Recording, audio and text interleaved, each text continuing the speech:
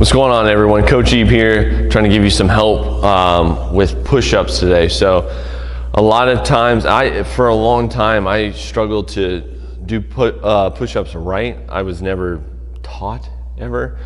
So there's a few things that I learned from Coach David. He helped me out through it, and I wanted to kind of relay some of that information and hopefully it help you with that. So a lot of times I think what we see, and I'll go over some of the general parts, but the main thing we see with people that have been doing push-ups for a while and they're staying in a good safe form is that we got this worm. So the worm happens a lot because we're not engaging the right muscles. A lot of times I think people had told me to squeeze my core tight.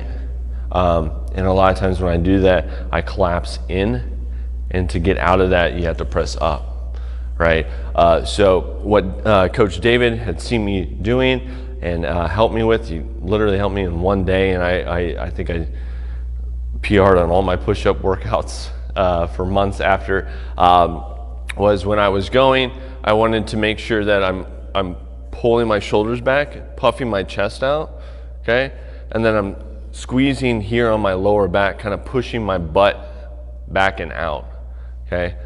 So when I'm doing that, that's making me solid from my glutes all the way up to my chest, and now this isn't gonna move, and now I can also keep my legs tight too so they're not moving as well. So I don't like to say it's like overextending, because overextending is more back here, but you're pulling your shoulder blades in together, okay?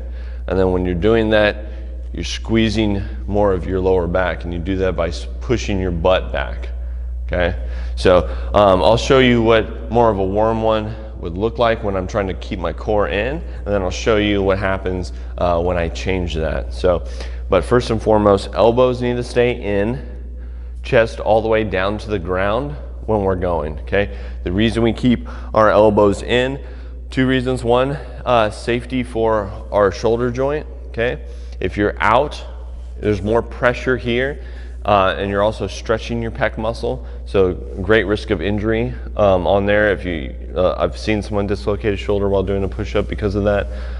So keeping it in is safer. Also, when you're actually gonna push something, everyone pushes like this. We don't push like this, so there's no reason to train that way, all right? So the original push-up coming down, so if you're trying to squeeze your core, you can kind of see my butt is low now.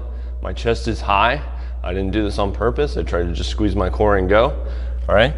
But if I come down, I pull my shoulder blades back, and I push my butt back, I'm coming all the way up and back down with control, okay? So you can also do this on your knees. I see it a lot of times on our knees where people, it might even relax their core and just stay relaxed, but they're pressing up first. Even when you're down here, you want to push that butt back, pull the shoulder blades in, then push, and then we're in like a plank of wood, staying tight, no worming, okay? So it might take time to practice this. I think a really good thing to do is videotape yourself doing it, re-watch it, and try to see where it's moving. Again, you don't want to see a part of your chest move first when you're doing a push-up. It should move at the same time as your legs, okay? So you're keeping that lower back tight, you're pulling the shoulder blades together, okay? And then pressing. So a little tip there to help. Again, made a tremendous difference for me. Took me a long time to learn this because, again, this is something that people don't ever focus on because it's so common, right? Everyone does push-ups. Everyone has done a push-up in their life, most likely. So think about this. Try to videotape it. Hopefully this helps, and we'll see you guys next time.